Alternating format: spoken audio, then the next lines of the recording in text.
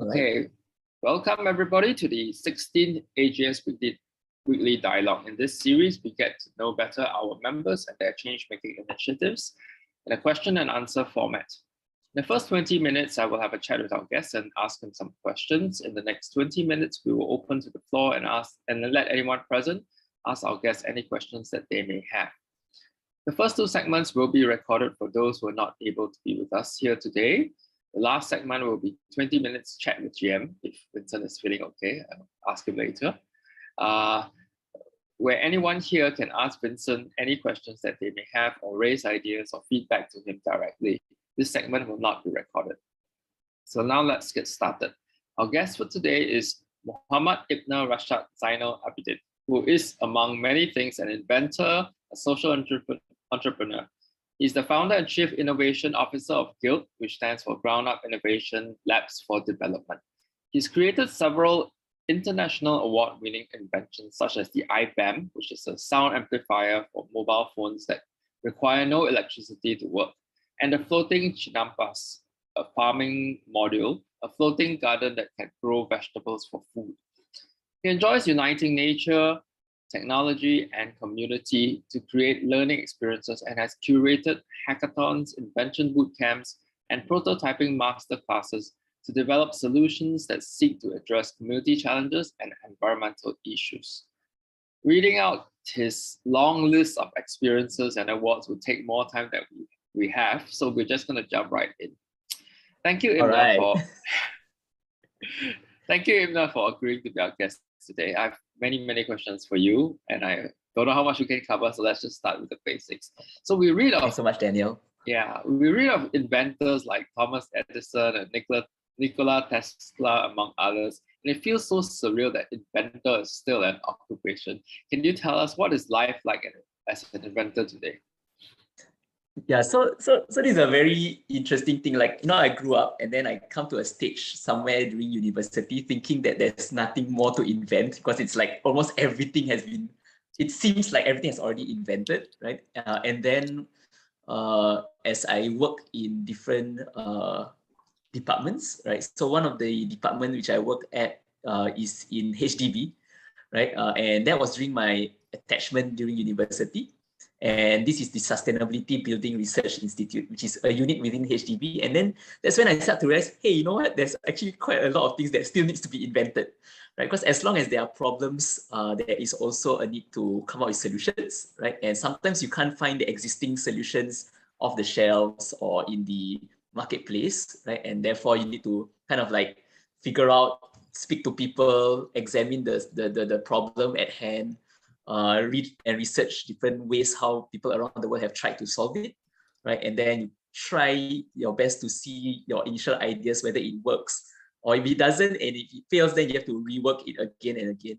So like a lot of the time spent as an inventor is, I would say, in three different areas. So the first is research, right? So you spend time reading articles, watching YouTube videos, and sometimes even like walking in a park or in a jungle or any random places, right? Because sometimes the mysterious thing about ideas is that it's like a lost sheep, right? Or a lost animal, right? So like it will travel everywhere, right? And then you have to, if you're lucky enough, you manage to catch that animal, capture that animal that can help you in your next journey. So that's the first part, which is research. The second part of life as an inventor is also the idea of experimenting, right? So now that you have some ideas, then you need to figure out which is the idea that could actually be the one that solves the problem the best or most efficiently, right? And that's where the trial and error happens, and that's also a way of kind of like harnessing my scientific brain, right? To work out how to see what are the factors influencing a particular success of an invention, right? Are there better ways of achieving it? So one example would be for our chinampa or floating chinampa modules, right? So at first I was trying out different kind of soil mixtures, right? To see, should I put more sand? Should I put more silt? Should I put more compost? Should I put more fibers, right? Inside my floating chinampa so that it will grow. So because I'm not so sure, right? And I think that's the idea in a lot of uncertainties, you're unsure of a lot of things, and therefore you want to test out different things, right? So some of the experiments surprise us, right? So like, for example, we managed to grow lady's finger, we managed to grow marigold flowers, which apparently, according to other scientists from some of our friends in Science Center, some of these flowers are very picky, right? They don't like to grow even in normal environments, let alone in a damp environment in water body. So that's the second part, which is the I would say the experimentation part, which has also a prototyping factor. But the third part is always the hardest. The third part is the adoption part, right? So basically going around speaking to people, asking whether there's a way to adopt solutions, whether they are willing to buy the solutions, right? Are they willing to be engaged in a community program, right? So that we can share our solutions with them, right? So that is a bit on the adoption / commercialization part of things, which people usually don't see, right? And actually, sadly, quite a lot of inventors also forget that part, right? Then it would simply be an invention. It won't be an innovation, because like for a transition from an invention to be an innovation, it needs to effect something in the real world, right? It needs to add some value to the real world. So almost every day it's either one of these things or two of these things, or sometimes if it's a crazy day, it'll be three of those things scheduled in a day. Yeah, so that's basically kind of a typical day of an inventor. Yeah. It sounds, invention sounds a lot like inventing sounds a lot like change making, because you know, in the course of change making, we also look at creating solutions that nobody has created before, and you also need to get ideas, find ideas from other parts of the world or other places, and then trial and error, and then eventually get everybody to adopt it. You know, actually, I don't know whether it's appropriate to say, but the first time I came across the IBAM, it was because I was dumpster diving and I found it. I was wondering, what is this thing? And it had the word IBAM on it. I googled it. I was like, oh, it's a speaker. Okay. Yeah. And the good thing about that, right? When it's out, because usually a lot of products like speakers and electronic devices, when you throw it, it will be in a landfill, right? And it won't biodegrade, right? So at least I know the IBAM, if it's there, it won't biodegrade. Yeah. Okay. So I prefer that person to kind of like maybe like, you know, send us an email or put it on Carousel or something. Yeah, but I found it, and then I used it after I gave it away. I prefer your phones to speakers. Yeah. Okay. So how does one become an inventor? By accident, that's one. And also by training. So how does one become an inventor? When I was in Taiwan, this is my very first invention fair internationally. You meet inventors of all ages, different working background. The inventor beside me, he got a platinum award, so he's actually like way better than me. He's only 14 years old, right? And yeah, he's only 14 years old. So he designed an attachment to a wheelchair, right? And it works, right? Because you have to demonstrate it in an invention fair. And the lady beside me, she's a nurse who happens to be working with a lot of patients, and she realized, hey, you know what? I think I can invent this gadget, right, that can help a lot of patients. And then the other Singaporean beside me, right, some of you might be aware, it's Kiwi. So he's the inventor behind Lion's Forge, which is the craft laser, which is a laser, a portable laser that can bring along like a luggage, right? So, and he was a former pilot, right? So there is no real way, there's no real profession that you need to be in to be an inventor. I mean, people will usually say, oh, you need to be an engineer or a scientist, right? Or some form of product designer to become an inventor. But it seems like even in reality, even in stories, you already hear that, for example, the airplane is invented by a bicycle repairer, right? The Wright brothers, they work with bicycles, right? Yeah, so these are some of the surprises, and that's why sometimes I say inventors, they usually emerge out of accident. But usually those accidents, it takes a prepared mind to catch the accident, right? And draw insights out of the accidents. Yeah. So this requires a bit of training, right? So sometimes accidents do happen, and it's a very mindset thing. If they say you see an accident as always a bad thing, as always a negative thing, then most likely the opportunity to invent or innovate will gradually disappear, right? Whereas someone who sees that same thing might say, hey, aha, right? This could actually be flipped and be a solution for a different thing, right? So I think the post-it note was a failure. The post-it note, right? The inventor, right? He was trying to build the strongest glue ever, right? And then in the end, he invented one of the weakest glue, right? But that weakest glue is actually a very useful thing that his wife took it during her band practice, right? To put her notes, right? And that's how Post-it became the first application of the invention was for musicians to put it as their notes, right? Because it can be removed and you can stick it back. Yeah, so there is no real profession that you must be in to become an inventor, but it's more of a mindset that you have to train yourself growing up. And I'm actually very, very blessed to have parents.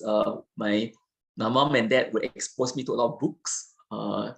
And I think this is something that is quite underrated. All right. Then people always say, I mean, back during our younger days, there's no internet, right? And I think where we get knowledge and information about different inventors, different solutions, different problems tend to be from books at the library. So they like to bring me to the library. And it just so happened that I also enjoy being amongst books and reading books, to the extent I feel very bad that sometimes I go into a bookshop and I didn't know this, right? So until very later in life when my sister told me, whatever book I pick in a bookstore, my parents will not ask any questions like whether you want to whether can buy or cannot. They automatically just pay for the books. Yeah, so I feel very bad. Like I bought quite a lot of books. Yeah. Okay, so what I hear you say is that basically anybody can become an inventor. It doesn't have to be. It doesn't mean that inventor has to be their day job. It's more like a something else add on to a person. So in your case, tell us what is your day job? So currently there are two key things that have been keeping me busy very recently. So one is what happened during the COVID period is a lot of the engineers, these are adult seniors engineers, as well as people from other sectors, hospitality, tourism, they were very badly affected by the COVID pandemic, right? And most of them are either displaced or retrenched or had to kind of like close, have to actually leave their companies because the sector isn't moving at that point of time. Yeah. So then at that point of time, that we saw a lot of engineers or techies, right? People who work with tech, leaving the sector, and this was pre-SG United. So at that point of time, I was already being approached in the very early days of the pandemic to kind of like consider retraining these folks into the engineering sector back, right? In the sector called R&A, which is robotics and automation. So it's very specific niche, right? And at that point of time, during the pandemic, then we start to see even more happening, right? And then circuit breaker happened, and then true enough, a lot of the displacements and retrenchments happen, right? And therefore they are being retrained. And so as of now, one of the things that have been keeping me busy is to kind of like work. Firstly, is to train these personnels or these individuals up to, I say, reinvent themselves. So just like I talk about invention, right? So this is like reinvention, right? So about reinventing themselves, right? To pick up a new skill. And some of them are like seniors, some of them are like, I can imagine like it's like my grandfather's age even, right? And they want to kind of make that shift. Yeah, so some parts of my week would be dedicated to retraining them, guiding them through their projects phase, through their training phase. Recently, we just graduated some of them, and quite a number of them rehired. So I'm actually very happy for them to kind of like be reintegrated back to the workforce lah. So that's number one. So number two is the Floating Gardens initiative, right, which we are currently experimenting, which is the floating chinampa itself, right? So going around figuring out what is the where to collect more bottles, right? To prepare for upcoming workshops, right? That our partners have, our clients have, in regards to teaching more people, educating more people to do floating gardens, right? And I would say that the third one, which is kind of like, because Guild is also an education business, right? So a lot of the proposal making, proposal writing, meeting up with teachers, right, and educators to kind of curate their programs is kind of like a weekly occurrence, right? And then recently, quite a number of schools and organizations want to have such programs. Then we have to do the tendering process, right? Preparing the quotations, the proposals, right? And what makes sense, what doesn't make sense. So lately, these have been like the three things that I've been very busy with, right? Hoping to get some sleep as well. But always grateful for the team. So yeah, very happy to, actually very lucky to have teams to work around the various projects to kind of like create more impact out in the community. Yeah. If I do alone, I would die. Yeah. I gather that you at any one point in time you probably have multiple projects running. Yeah. Multiple ideas. How do you decide which one you want to work on at which period of time? So basically so there are three spaces that I usually will focus on. Sustainability is one space, maker is another space, and then STEM is the other, right? So if there's any projects that has more like 2 out of 3 or all 3, then the priority will go up. Because for me, that is the level of impact that you can give the highest in the most efficient manner, right? So a program that has all 3 at one go, I mean, that's how I do my own prioritization. So most recently, the one that we concluded successfully, Science Center, is the YSC, the Young Sustainability Champions program. That program has all 3, right? So that became a very high priority. That's number one. Then number 2 is is very skill set focused. So if let's say a particular program require a very specific skill set, which I have, which unfortunately I still didn't have the time to train up more people, right, in that skill set, and the client requires me very specifically, then I would have to put that as a higher priority as well.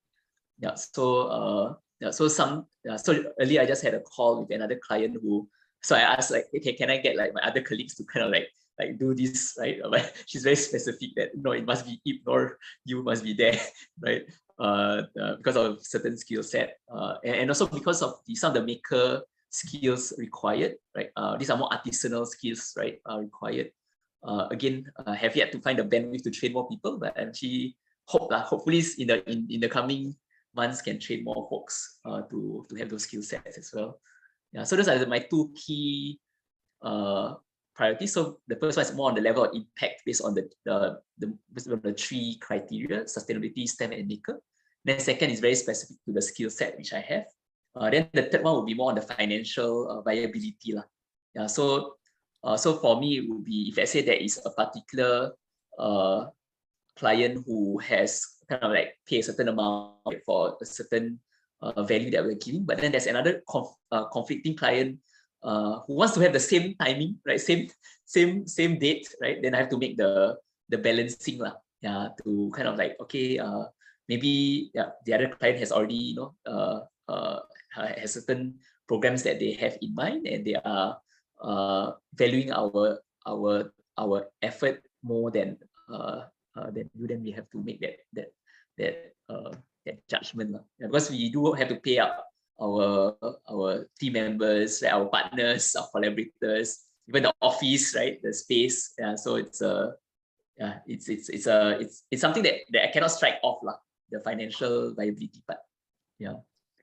Okay, thank you. No, I have many more questions that I want to ask you actually, but I want to be mindful of the time. I also want to open to the floor to see if anyone else here has any questions to ask you. So in the room we have Milia and Kianbing and Ihan. So if you have any questions that you would like to ask, Inna, just unmute yourself and ask away. Hey, hi, Ibnur. Yeah, see you again. Hi, Kianbing. Yeah, I was a bit late, so I maybe I didn't capture just now what you had shared. Yeah, I think I'll have one question in case you have shared. Please let me know. So if there's one skill that I mean also tying quite well just now to what you shared just before you ended. What is one skill that you would like to teach the AGS community so that we can also do things together? One skill. It's more like I've been learning a lot more from the AGS community rather than a skill that I can teach. In what context? Is it more at the personal level or more as at a community building level, like a skill that we need to have as a community builder kind? Yeah, I mean, this question came to me because you're sharing that you want to so-called have more people working with you that is able to so that you can replicate things and also probably have more impact lah. So this is some, I'm not sure is it considered technical skills, whatever skills that are from bite-sized kind of things. So let's say if ever that you need to rally more people to support in whatever you're doing or to add more manpower, right? What is this skill that will be possible? Okay, so it's less. I don't know whether this is called a skill, but the ability to be in an uncomfortable zone. I don't know whether there's such a word for it. So it's basically like me sometimes going to your session, Kianbing, right, to learn Lego serious play, right, and really kind of like understand how to actually communicate using hands, right, for Lego. Or sometimes I will be joining an expedition with Dean, right, or to the forest, right, and in some very weird off-track way, right, and I think this is like the willingness to kind of like go into uncomfortable zones, and to invite each other also to be in each other's uncomfortable zones. I think this can be a good opportunity to learn lah. Yeah, I think as a community, for sure, we need to realize that that for a community to grow, there needs to be, a lack of a better term, discomfort and a bit of small stresses or tensions, right? Again, it's more of a, it's also the idea that when we learn the most when we are in an uncomfortable zone, right? If let's say we are not uncomfortable, then usually the likelihood of you learning something new is usually quite low. Yeah, it's usually quite low. So there needs to find that sweet spot lah. Not until so overly stressed, then everyone will be having mental health, and everyone will go do Lego serious play for mental health, right, with you, right? But it's more of like trying to find that sweet spot to be a bit as a entrepreneur, to be a bit uncomfortable, go beyond your own comfort zone. Also on the other side, to invite people, right, to join you in your discomfort as well, in also learning together as a community. Yeah, I mean, there's a lot of things which I really want to learn more, right? And I believe also there could be other folks out there who also want to learn more about other new things. And I think this is where once you start to see, and it goes back to the invention thingy, right? So sometimes when you're in that uncomfortable zone, then you might realize, hey, yeah, actually I can use this method for my invention. There's this problem that I'm trying to solve, which is coming from a different sector. Yeah. Like so it's like cross-learning from different sectors, which I think can be very powerful within AGS because we have such a diverse community. Yes, you are so right. Yeah. I like what you say, because I remember back in 2014, I spent the entire year learning to get comfortable by being in an uncomfortable zone. Yeah, and after that year, the next year I went to start my first business really, because I was used to being uncomfortable. So I knew that okay, if I felt uncomfortable, all I need to do is just acknowledge the feelings, that just go and do stuff anyway. Yeah. Yeah. So I think there needs to be a term for it. If any of you can think of that term for this thing called being in the uncomfortable zone, I think you can coin it. okay. I think you're the best person to come up with names. You're like super good with names. Okay, when the time comes. Anyone else want to ask Ibnur a question? Me. Yes. I wanted to ask like in terms. Oh, I think Han also has a question. Can I ask first now? Yes. Okay. Amelia, go. I was curious about because like as an inventor, I feel like sometimes your ideas might be like really out there. So I was wondering, how do you find the confidence to be committed to your idea, if that makes sense? Like I feel like that's something that I always struggle with. Like I'll have ideas in my head, but I never feel sure enough of myself to pitch it to other people in a way that convinces them that it is a good idea that should be worked on. So I'm just wondering how you find, or where you find the confidence to do that.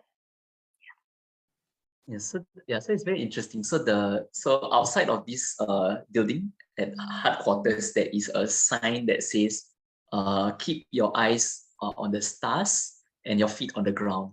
So it's a quote from Theodore Roosevelt. So basically the idea is like the stars, right? That you maintain aim at that, but at the same time to be firmly grounded, right? In the realities of the day. And so it's not very easy. I still haven't figured out a nice spot for that. There are times where I really feel uncomfortable about the idea, right? Then people may think that, hey, you know what, this is an idea that's too far off, right? So for example, my floating gardens floating on the oceans, right, all over the world, right? It might be too far off, right? People might freak out, right? And it is something which I'm still trying to figure out, like, what is that nice sweet spot? The other one is the idea of doing mini experiments, right? So let's say you have this idea, do a mini experiment. You have another idea, try another mini experiment. You don't have to tell the whole world about your experiments, right? It's more for yourself. And then if you see it work, then you can start to share maybe the person beside you. Then if it works again, then you share to another person beside you. And that's how the Chinampas movement actually kind of grow from one person to another, right? So we try, the triangle doesn't work, the shape doesn't work. Then we even tried a hexagon, right? Oh, that one actually worked not bad. Then we try a square, right? Oh, that works, right? So it's a very kind of like a, with each experimental success, it helps. It helps give you a bit of confidence. And then when you have experimental failure, it's always helpful to have friends around you as support. Then they will also remind you, like, hey, maybe you forgot this thing. Or because they're kind of, they spot the blind spots. But at the same time, they also give you like words of encouragement, right? To kind of like, don't give up on the idea. Because there are times where there are times where I wanted to give up on the floating gardens idea. There are times where I wanted to give up on the whole guild idea even, right? So it is a journey, right, that I've taken. And I would say there is this who's the name of the entrepreneur behind the Spanx, the lady, Spanx founder, Spanx CEO. Let me Sarah Blakely. Yes, Sarah Blakely. Yeah, Sarah Blakely. Yeah, so I was listening to her masterclass, and then she was sharing a story about how she kept her idea secret to herself for 1 year. And she made it a deliberate action to do that. And so she has this idea about this spandex, this her invention, right? But she decided not to share with the world. So for that 1 year, in stealth mode or in her own personal mode, she will work on the solution. And one of the justifications why she does this is that sometimes when she shares it too widely, then people will say, it's not confirm, won't work, then there's too much rejection that she don't want to handle at that point of time. She just want to do her mini experiments, try out. And then when she gets a bit of momentum, a bit of like attention, then she starts to make it a bit more public after 1 year.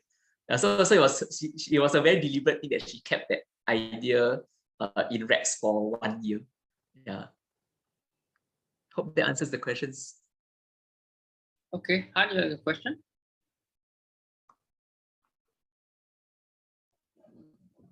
Yeah, thanks, Valia, for the question just now. That's one of the questions I wanted to ask. So then I can go on to my other one, which is, so if one day a miracle happened, you woke up one night and a miracle happened in the morning, and you walk to we wake up from your bed and then you go out into the world. What you see that will tell you that, yeah, the world has become what you think is a better place in your view? Wow, that's a very hard question. I for me, my selfish answer number one is that I will see chinampas floating on water bodies everywhere. Right? That would be a miracle actually in Singapore itself, which means PUB has changed, right? To allow floating gardens to grow there. But I think I would say things like people feeling contented, and people, it means when I walk around and I speak to people, people are willing to open up and share. We hear less people shouting at each other, fighting with each other. I think it would be a miracle if somehow there's no news, right, for that particular day. Right? Somehow, how come no news in the whole world? Right? And I think where every single life is being respected, which is we don't hear any killings, right, or any shootings. At the same time, I see maybe birds and actually what I learned as a scientist, hearing frogs. Yeah, so frogs is a very good indicator of ecosystem health.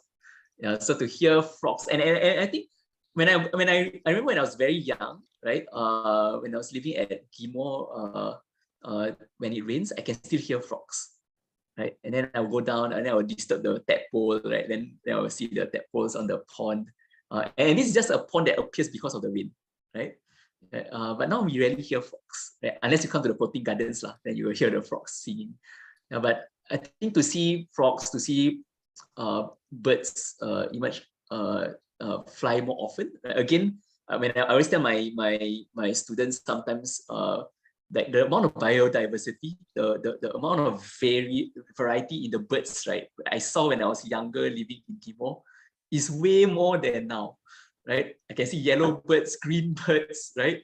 And I think to see when that happens, then I would say, hey, am I like living in a dream, right? And obviously then the other one is the air is not smoky lah. Yeah, I think as we urbanize, things get a bit too polluted, right? I can go to any river and just take the water and it's like safe and drinkable, right? And the temperature is bearable. Temperature is bearable. I think that's the miracle. Yeah. I hope that helps answer the question lah. Yeah. Okay. Again, you realize I didn't talk about tech so much. Yeah, it's actually more the nature and the community part of things. Yeah. Okay. Ibnur, I got a question for you. Mm-hmm. So you have on your Facebook account, you have 5,000 friends to the maximum, and I noticed that you share an average of one or more Facebook posts every hour. Can you tell us what is your social media strategy? I don't have a strategy. Okay, but basically what happens is yeah, so sometimes it fluctuates. So sometimes sometimes the weird thing is that I will pray that someone will unfriend, so I can add more friends. Because there's a quite a number of people who wanted to add me. I kind of apologize to them that I can't, but it's already full. The idea is, at least for me, when I read certain interesting articles, so if let's say it happens to be like in a MRT or public transport, right, or I'm just resting, right, or sometimes I'm just doing my research lah. This is my research phase lah, right, in the inventing process. Then I will read up certain articles, and then I would see, maybe this article could be something that maybe someone amongst my friends might find helpful, right, or it might be thought-provoking in some ways, or sometimes just to make people feel better by putting some humorous nonsense on the page, right, just to make the day better, right? Rather than seeing all the bad news on Facebook, because I'm very well aware about the technology of amplifying emotions, right? Which is unfortunately because of the algorithms, right? So for me, there is in terms of a strategy wise, it's more of I have the various pages, right? for the various initiatives which I do, right? Then I will post over there, right? So there got less nonsense lah. Over there got less nonsense. But when it comes to my own Facebook page, then it would be more personal related stuff. Could be even things which I'm still ruminating. I don't have an answer yet, but still searching, right? And then when it's on LinkedIn, then it's more so-called professional work related kind lah. I'm trying to get back on Instagram. I kind of like have been abandoning my Instagram, lack of a better word, strategy, right? Yeah, because I just find Facebook more easier for me. But people keep telling me, hey, you like somehow, you can get a bit more traction in terms of like grabbing attention from audiences or potential customers, right? On Instagram, apparently. Yeah, so so this is a part which I'm trying to get back to the groove, but to be very honest, not doing very well at it yet. Yeah. Currently, Instagram is pushing reels. Oh. So if you make a reel about a cat, you get thousands of views immediately. Anyone else wants to ask Ibnur a question?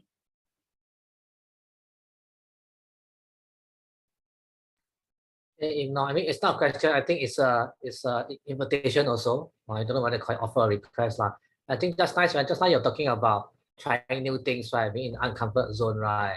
So I think recently, earlier last week, so today we really began working a lot more on it. So so what me and Sui are currently looking at, actually it's also ideas spark off from Sherman. Yeah, so we are going to create a customized Lego set together with guides and cards for the masters to use. Yeah, why not? Yeah, let me be why not? Actually, in terms of the physical object, it not be Lego specifically. So something that probably can explore together later is that we can kind of objects that you can print from 3D printing, for example, it's kind of different things. Actually, yeah, very, very possible. Yeah, that is actually very, very possible. Yeah. Even natural objects like rocks, stones, right? Yeah. It need not be something manufactured or fabricated. It can actually be items from nature as well. Yeah. Yeah. We can talk about it more. Yeah, nature has a lot of inspiration for inventions actually. Yeah. They call it biomimicry. Yeah, I know Ihan is also working hard on it. Yeah, biomimicry. Okay. We've got time for one more question.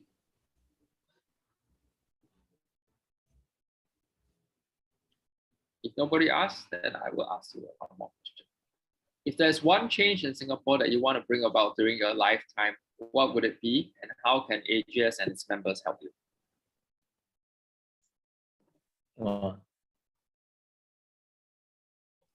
Open up the water bodies for experimentation. That's for the floating gardens. Okay, but for policy-wise, actually, one thing which I'm thinking about quite hard, and it's more on the entrepreneurship side of things. Right? So I used to be in Silicon Valley, and there I already observed certain things which I've yet to observe a lot here in Singapore. Over there, I observe the founders, right, are in the 40s, 50s range, right? And it's an observation which I'm that I not just observed there, but the very startup which I was working in is called Zong Mobile Payments. Is led by a 40-plus-year-old, right? His name is David Marcus. So basically, he's now, I mean, back then he was CEO of Zong, which is our startup, and then later on after bought over by PayPal, he was being begged, right, to become PayPal's CEO, and then later on he joined Facebook to do the messenger system. Then now he's working something on the blockchain. So he's in the 40s. And then there is a research in Harvard Business Review, I think, that states that the average successful founder or entrepreneur is around 45-ish, right? Which makes me realize, and when I work with SG United in the traineeship, I start to realize actually quite a number of them, I told them quite direct. I know most of you entered through the program in the expectation that you will reintegrate back into the workforce as an employee, but my sense is some of you here are ready for entrepreneurship. Like you already have your idea that you want to create a business, and true enough, some of them actually created their own business. So one of the possibilities could be a greater nudge in having that age group to enter entrepreneurship. And I know there's a lot of support more for the young ones, right, for entrepreneurship. And one of the ideas which randomly came to my mind is like, maybe they've accumulated enough CPF, right, over the years. Maybe there could be a certain scheme where the CPF can be unlocked to for them to use, right, as seed fund for their own entrepreneurial idea, right, for their own entrepreneurial pursuit, be it an invention or even change making, like what you shared earlier, right? So the idea of reinventing is I'll say it's a lifelong process, right? And I think around the 40-45 age range could be a very right age for reinvention, right? And that maybe there could be more policies, right, to support that group of potential entrepreneurs, right, to kind of like go into that, again, uncomfortable zone, right, and really solve real good problems out in the society. And I think out in the world out there beyond Singapore. Yeah, so any policies to support this grouping. When I say support, not only just about giving money and hand out. It also means removing any obstructions or obstacles or any difficult regulations, which, like for example, the one that we are facing now in regards to the water bodies, right? So any kind of regulations that is preventing innovation to be eased up, right? So at least we can be an innovation powerhouse as a nation. And I think we need the support of those in the 40s and 50s because they have accumulated a lot of experience, a lot of context, a lot of connections, and wisdom, right, to solve problems better. Yeah, nothing against the Gen Zs and the younger millennials, right? But I think that we need to also give credit to that age group. I was talking to a financial advisor about a year ago, and he was saying that every young person in their 20s or is just starting out in the workforce, they need to set aside a separate savings goal. Start when they're in their 20s, and the savings goal is so that when they're in their 40s or 50s, there's almost 100% chance that they will experience a disruption that will force them to lose their career. And that savings goal is a fund to set up their own business. I thought that was a very good idea. So that's a very good idea. Got 20-something-year-old in our midst today, so you can hear it and do something about it. Okay. So we have come to the end of the Q&A segment, and I want to thank you, Ibnur, for making this time to answer our questions and letting us get to know you a little bit better, as well as the inventing that you do as part of your change making. We hope that by listening to you, some of our audience members, both present now and those watching this recording, will want to reach out to you and explore possible collaborations working together. Now we can stop the recording.